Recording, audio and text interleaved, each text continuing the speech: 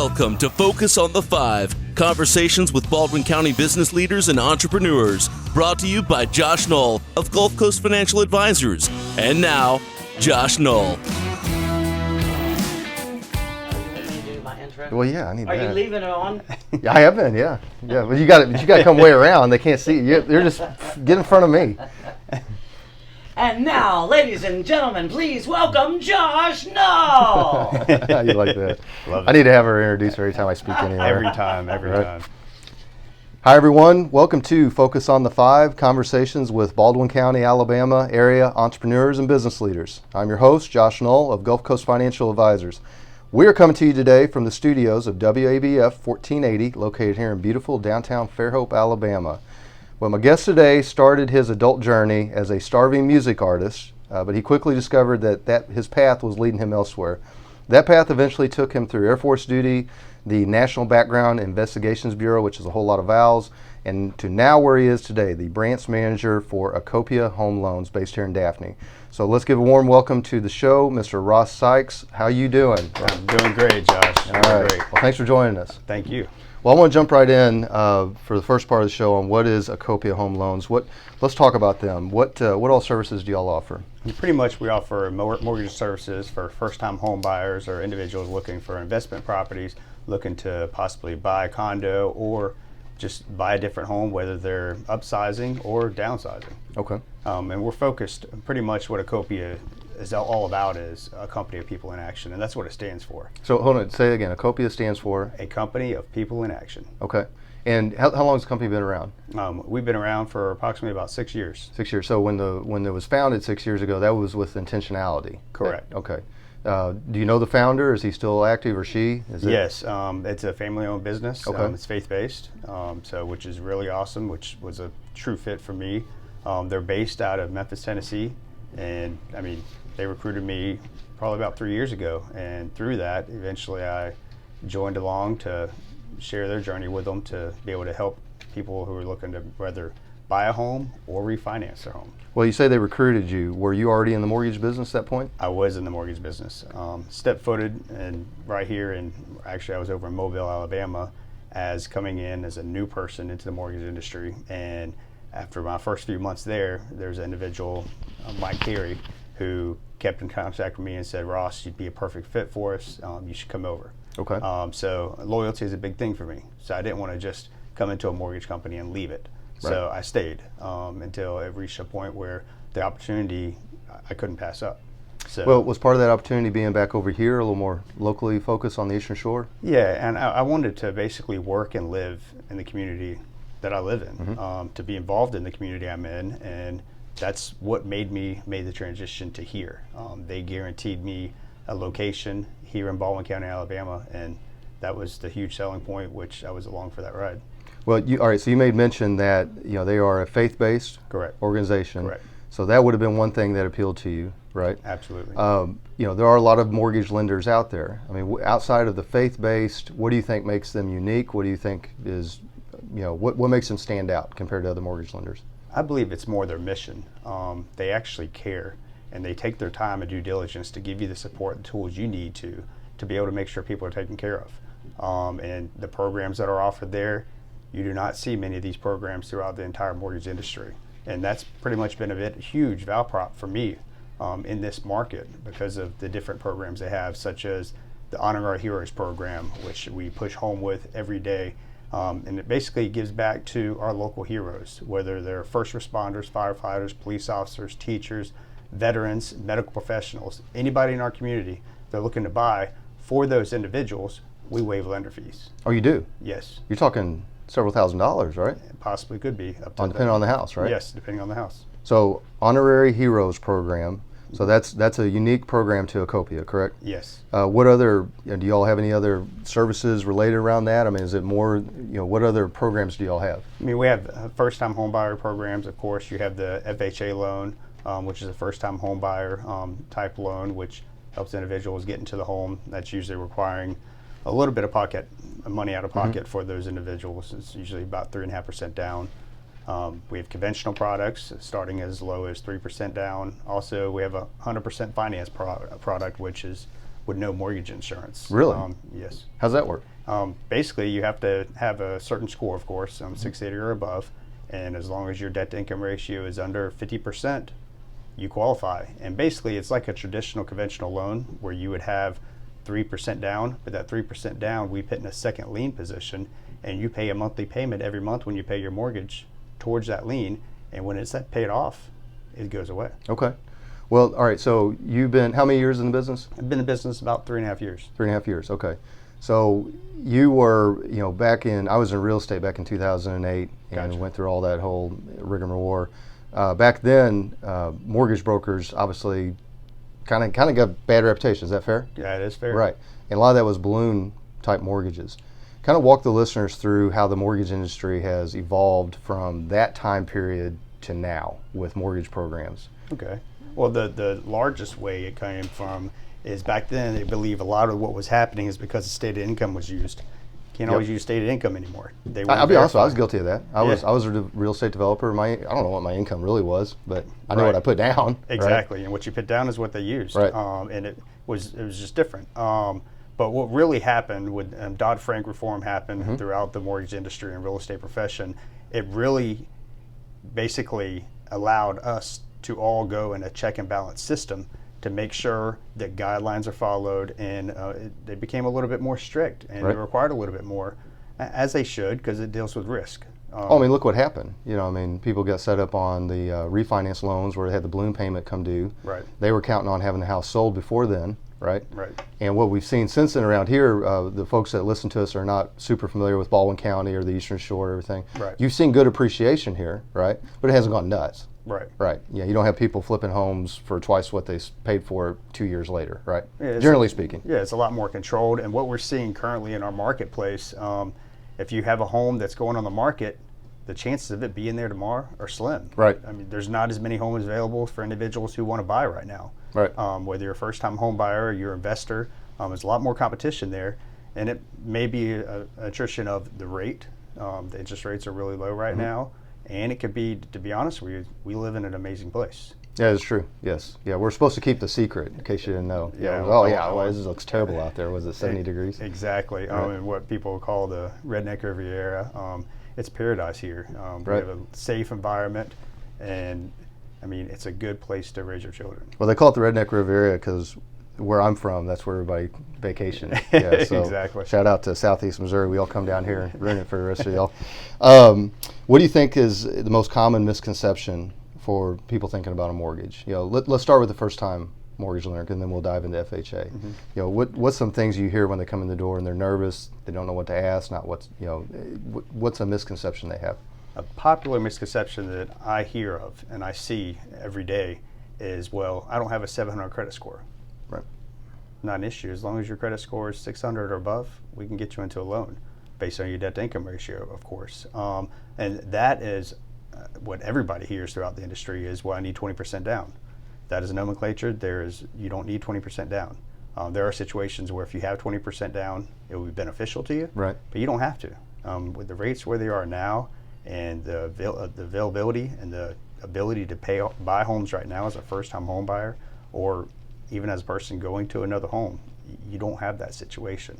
And really, a lot of renters are like, well, I can't afford to buy a house. I'm paying this much a month for an apartment Right. or a house that I'm renting. They don't realize it. They can get a little bit bigger of a house or apartment for the same price they're paying every month. Right. And have that magic word to potentially build up equity. Oh, equity is number one, especially here in Baldwin County. Oh, absolutely. You made mention. Now, let's walk listeners through an FHA loan, because I know we'll have some newer people listening to this or Right. watching the video. So how's an FHA loan work? Basically, an FHA loan works. It's a 30-year fixed payment. They also have a 15-year fixed payment product. And basically, the way it works is the individual finds the home, and it's 3.5% down. So no matter what, they have to come to the closing table with 3.5% down. A lot of times, when it comes to cost, when you're buying a home, you have closing costs and you have prepaids. A lot of times, people might have the 300% down, but they don't have the closing costs and prepaid. Right. Well, your agent, from a negotiation perspective, can work the deal in regards to with the seller and the seller's agent to potentially pay for those. And it might be increasing the purchase amount a little bit more, to cover that, to put it into the loan. Okay. But it's a great way to save them money, and that's just with your first-time home buyer. For first-time home buyer, especially if they're young and cash strapped, can they borrow the money, or is there restrictions on that? They can borrow it. They can get a gift from a family member or relative. It has to be sourced income. You've probably Has to heard have a this. trail on it. Right. You probably heard this before. Mattress money. Right. You can't have mattress money. Right. You can't have. Yeah, people say, I need to bring this cash in and put it in a brokerage account. Exactly. Just put it in a check, man. Come on. Yeah, Right? it's got to be seasoned. Basically, goes into an account or their bank account for 60 days before you can use it. Do you have any particular area that you specialize in where you feel very comfortable, you feel like you've got kind of an edge when you're at the table? At the table, 100% as an Air Force veteran, the veteran loan, the VA loan, the VA home loan. I know inside and out. I'm always learning. There's always things that change within the industry. But I'm on the cutting edge to get whatever information that comes out the day it comes out to make sure our people are taken care of and our heroes are basically it's being paid forward and they have the right information to make it a good decision. Have you found good traction in the military, armed forces? Is your reputation spread in that industry to, hey, this is a guy you might want to talk to? I believe so, Yeah. because a lot of veterans take care of other veterans. Right. So there's just that special bond. that Even you have. Marines and Air Force? Marines, Air Force. So- So I was just had this conversation. It's funny you say this a couple of days ago. I was talking to a Marine, a local Marine that I'm helping out with a home loan. And through that, he was like, well, Ross, he said, I said, I appreciate you, Marine. I said, for some reason, Marines, you guys have always been loyal. You're just loyal people in many situations. And out of all my friends, the majority of my friends are Marines. And I said, I don't know why that is, because Right. I'm an Air Force guy. Right. They're like, well, we're loyal to you. As you take care of us, we'll take care of you. And that bond, I mean, it's just part of their tradition. And that's part of being a Marine. Yeah, way back in the day when I was much younger, I played basketball on a mostly Marine basketball team. And the league we'd play, we'd play the Army team once a year. Nice. And the first time we went to play them, those guys warned me, like, this is going to get a little rough. Yes. But when the game's over, we're brothers again. And yeah, I went home. I think I had stitches that game. Yeah, I was pretty beat up. I don't want to pick on any company in particular, but and you can tell me if we need to cut this out. But in my line of work, we obviously have competition with robo-advisors, you know, Right. Betterments, Wealthfront, I think is a couple of them, and they're fine. You know, they do what they do. You're getting basically kind of a passive style, non-human interface help with your investments. And for some people, that's wonderful. And honestly, the industry's somewhat trending that way a little bit. So you can either fight it or you can figure out how to bring value to your services. Right. In your line of work, I saw somebody online the other day on Facebook. Somebody had a pre-approval from, I guess I'll say the company, Rocket Mortgage, and they were teasing a little bit. Like, does that help much coming to the buyer's table with a pre-approval from something like that? Is there really much weight on that compared to actually going out and sitting and talk to somebody? Well, you got to really, this is where you have to do your due diligence and homework. If someone's going to give you a pre-approval in 5 minutes, 10 minutes, 30 minutes, you kind of got to question that. Right. Because they don't know your entire story. Right. I always say everybody has a story, and it's important to find out all the nuts and bolts of it, to get all the information up front, all the documents up front. So when you give an informed decision, when you get a pre-approval letter, you're going to close. Right. Because a lot of these big box companies aren't doing that. And what's happening, people are a week or 2 weeks from closing say, oh, I can't do it. I just had one a couple weeks ago. It was another Marine, and I'm not going to say the company. It was a big box company. They pulled out of the deal 1 week before he was supposed to close. Right. Him and his wife are going to be homeless. Because a lot of people, if you're not very familiar with mortgages, a pre-approval is really not even truly a promise necessarily. It's just Correct. It's supposed to be a statement that you did a little bit of due diligence. This person should Should. doesn't necessarily. And so you'll go to contract on a pre-approval and you'll get within closing. And a lot of times you're in a situation where you've got to have that house, right? Maybe you've already packed up and moved out of the previous house, and you get to closing and you don't have a loan, Nope. and you're in trouble. Yeah. So you get calls like that. I have had many calls like that, and it's just an opportunity to be a problem pretty much be a part of the solution. I always feel like a lot of people you deal with everyday basis where you work, where you run across problems, you run across obstacles. Mm-hmm. That's opportunity, and I've always wanted to be a solution seeker to make sure that, hey, this is what we need to do. As long as we check these boxes and get the information we needed, though there's no reason for them to. Well, I mean, not the be value for guys like you and I come into the fact when everything goes smoothly and easily. I mean, we bring some value to the table. There's a relationship there. Right. But the real value is what happens when things go sideways. Right. Right. And in my line of work, obviously things can go sideways. Right. And definitely, I've been in real estate. I've been in a real estate closing that fell apart. Right. Not even last second, like last second. Right. And that's time where you got an opportunity to really prove your value. Especially if you're talking about somebody's first home, their dream home, something they worked so hard to do. Right. Investment property that maybe they got one chance to swing at it. Right. Right. And it's communication. I think communication is key. Right. Because whenever you're working with a real estate transaction, you have sometimes 12 or 13 different parties involved with it.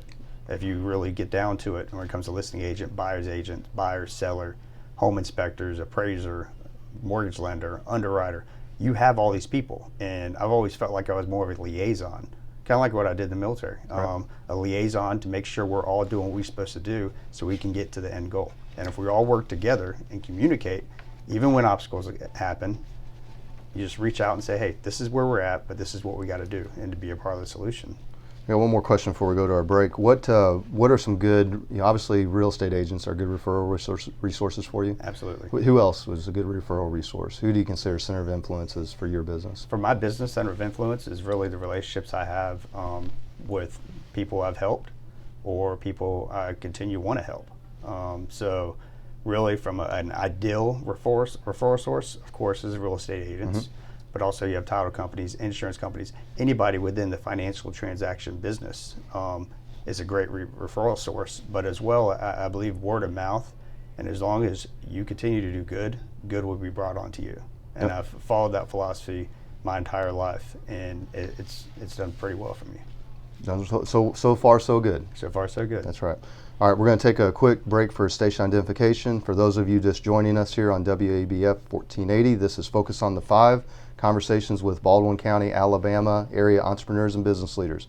I'm your host, Josh Knoll, and I am joined by Ross Sykes, the branch manager for Acopia Home Loans based in Daphne. Now, do you serve just Baldwin County, just Eastern Shore? How far? What's your reach? The entire state of Alabama. The entire state of Alabama. The entire state. I like that. A lot of people ask me, well, you should get your license in Mississippi and Florida. I'd love to do that, but really I want to scale my business and be able to offer the same type of relationship and make sure I'm be able to meet the demand for the individuals that need a home or need a loan. Well, do you feel maybe you've had some closings up northern part of here? Because again, people don't know this area. Everything's north of us, right at this point. Right. What do you feel like technology helps you with those relationships? If you've got to do things over social media, over email, all that, how does that play? Technology helps with everything. If you are not on your game when it comes to technology in this day and world, it will swallow you up. I agree. So social media, number one, it works. And it's just pretty much, I think, with anything in life and anything in business, is being persistent. As long as you're persistent and continue to do the right things. Well, and what do you put into it? Exactly. If you're putting in junk, and what do you expect to get out of it? Right. I obviously in my line of work, I'm a little bit of an anomaly with the online marketing I do, and people say, well, I put stuff up there all the time and I don't get anything out of it. Well, yeah, because you're posting political stuff. Right. Yeah, no, you're posting something, you're griping about traffic. That's not going to get somebody to engage and say, I need to give that guy some money. No. I think value. You want to create value with anybody or anything. If you're not creating value, you're not bringing something to the table, then why would somebody do business with you? Right. Give them an opportunity to form a relationship with you as well. Absolutely. Especially if I think one of the things that you're old enough to have seen change is the value, sometimes bringing the value to the table is just the fact that you're freely giving the information. Right. Where, especially in my line of work years ago, it used to be held behind these golden doors that, we try to guard, right? Right. And so we do a lot of things where this is the information. Even if you take that information and go with someone else, I've still provided value, and guess what? Pretty good chance you're going to circle back around to me at some point. It's pretty awesome too. Now that you said that in regards to age, I'm not announcing what my age is on this radio I will. right now, but I'm 40. Yep. So basically, 40 years of my life, sometimes when you're going through things, you don't know why you're going through them, why they're happening. I was raised by my grandparents at a young age. They were a lot older than me, so my grandparents, my grandpa and grandma's friends would come over. They'd be right there with me. Mm-hmm. So as I went through life, all of my friends in life were a lot older than me, and I never realized it until the last year. And now as I'm helping borrowers that are a little older than me, sometimes they need their hand held. Sometimes you need to treat them like family, and that's why I was put in that position when I was at that age. Right. So it's been amazing. Well, let's talk about that age. Let's go walk through your journey. You started out in a small town like me. Small town, Arcadia, Florida. All right. How big is small to you?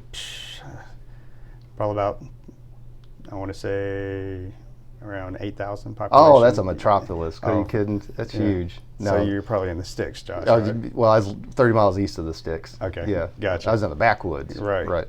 What was it like growing up there? It was amazing. Small town feel. Everybody knew everybody. You couldn't do anything wrong because they'd be calling your grandpa, calling your grandma, said, "Hey, I seen Ross doing this." Little Rossi's not being a good boy. No, he wasn't. But I was actually a good boy because my one thing is I never wanted to disappoint other people. Sure. And that's one thing. I think it was the respect that I had for my grandparents. I don't want to disrespect them or the name. But I used to always joke, like whenever I was in high school, whenever I was dating, right? You're a teenager, you're dating. Mm-hmm. I used to ask my potential date what their last name was first, so I know if I'm kin to them or not. That's how small of the town it was. Honestly, that's how small the town was. But it was really, I mean, backroots. It's got a small river that runs through the town.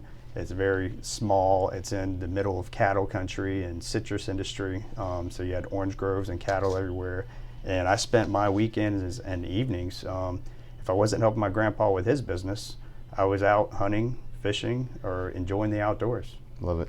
All right, it says here you were a music major coming out. Yes, I started playing music, actually trumpet in 3rd grade. And that was something, no matter what I was going through, I always had that to go to. And I I played music for about 24 years. Eventually went in and started playing trombone. And that's how I got my full ride to the University of South Florida playing music. So I was a music performance major.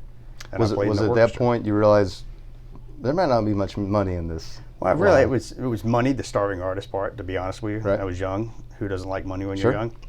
But I think the other part of it, I found that it was more of a hobby for me, more than it was a profession. Right. I loved it, and I felt like I did well in it. It got me to college, but it was a hobby. So I didn't want to mix that with what I really want to do. Take the joy out of it sometimes. Right. At what point then did the Air Force come into play?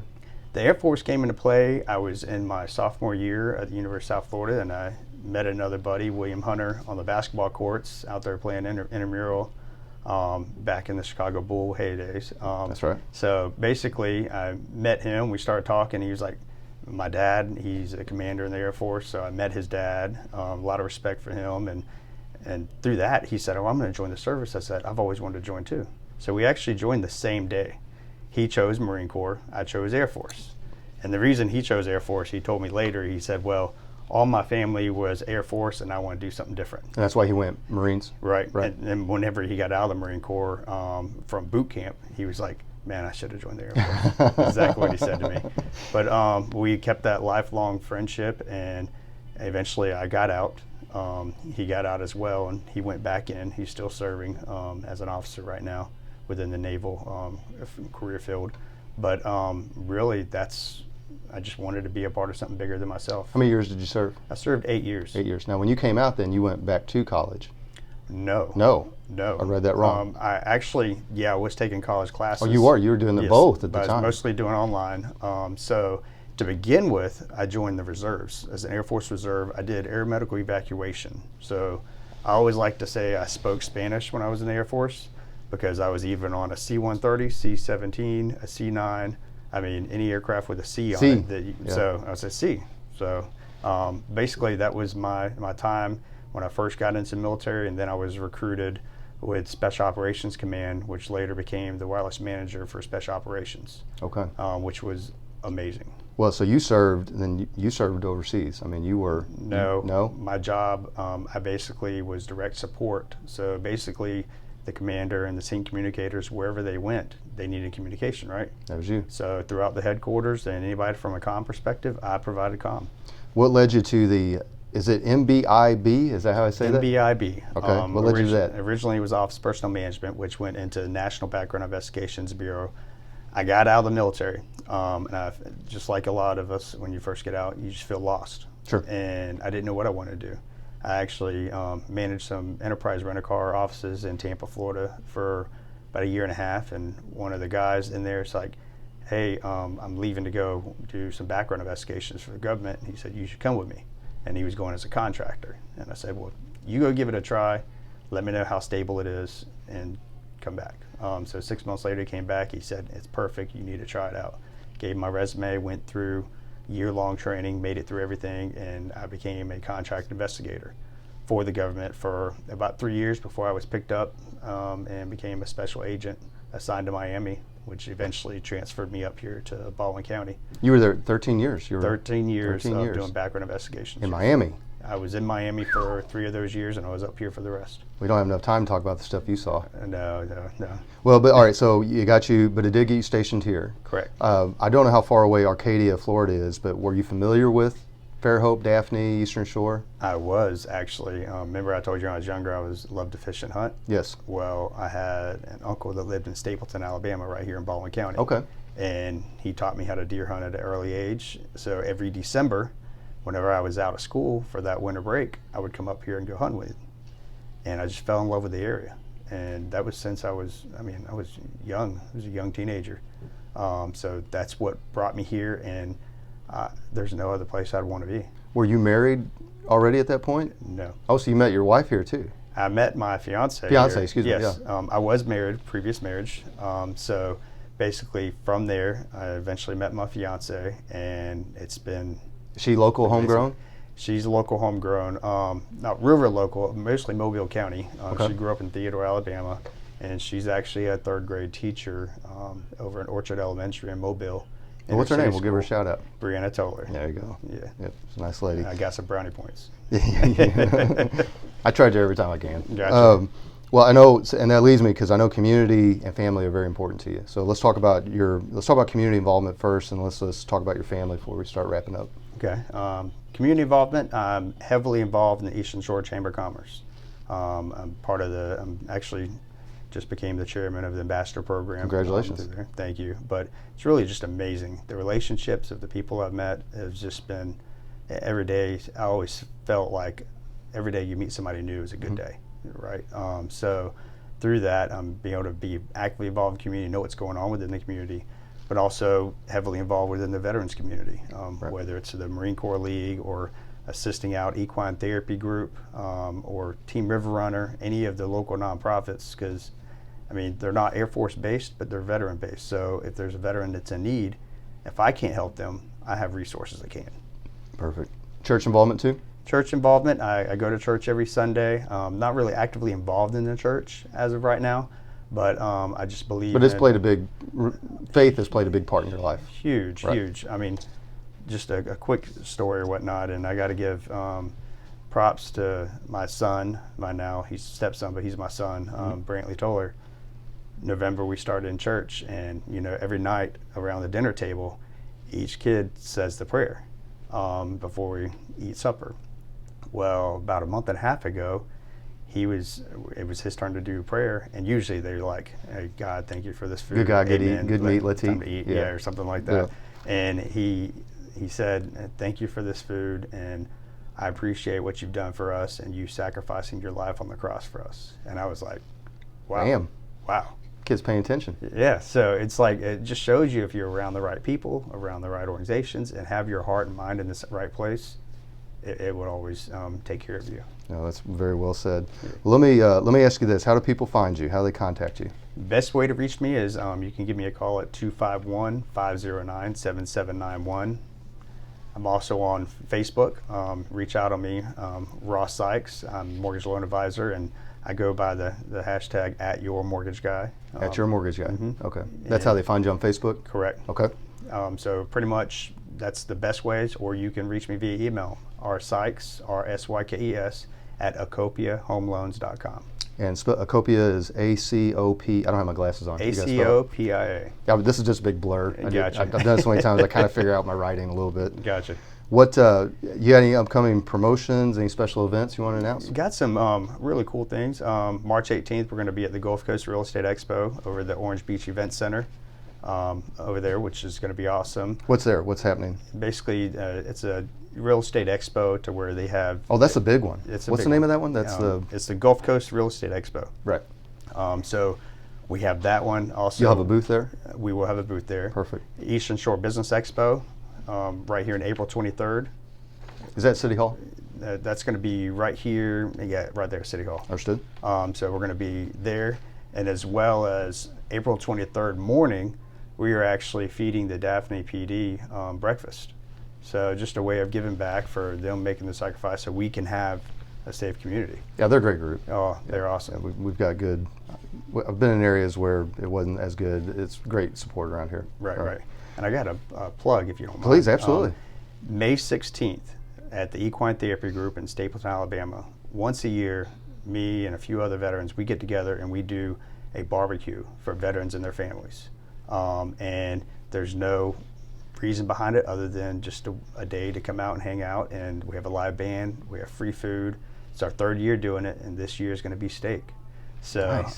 it's a good ambition and grows every year. But if you and your family are doing anything from 11 to 2 on that day, come out to Equine Therapy Group and have a meal on us, and as well sit back, bring your lawn chair, and listen to some live music. I bet the positive feeling and buzz you get from that lasts for a long time. Oh, I tell you, what it does for my heart is why I do it. Love it. Lori, we miss anything? I think you got it. Thank God. All right. Well, if you're a regular listener to the show, then you know that we also film our conversation and release it on YouTube, Facebook, and my website, gulfcoastfa.com. Of course, Ross will have it too out there. So if you're watching this video and you'd like to reach out to either Ross or myself, feel free to send us a message. And I always remind you to remember to support local, because local supports you. Lastly, if you're a Baldwin County area entrepreneur or business person and you'd like to have a conversation like this one, reach out to me. You'll find my contact info at the end of the show. In closing, I want to thank my guest, Ross Sykes of Acopia Home Loans. You did a great job. Thank you, Mr. Josh. Smooth. I meant to warn her. Yeah, Thank you. super smooth. For joining us today. Also thank our producer, Lori DeBose, as well as all you out there that are listening. I'm Josh Knoll, Gulf Coast Financial Advisors, and this has been Focus on the 5. Thank you and have a great day. Thank you. We're out. Yay! Thank you for listening to Focus on the 5. If you are interested in learning more about Josh Knoll and Gulf Coast Financial Advisors, you can find us at gulfcoastfa.com, call 251-327-2124, email josh.knoll@gulfcoastfa.com, or message us on Facebook. Advisory services offered through Prime Capital Investment Advisors, LLC, PCIA, a federally registered investment advisor. PCIA, doing business as Prime Capital Wealth Management and Qualified Plan Advisors. PCIA and Gulf Coast Financial Advisors are not affiliated. All information presented is for educational purposes only and is not an offer or solicitation for the sale or purchase of any securities.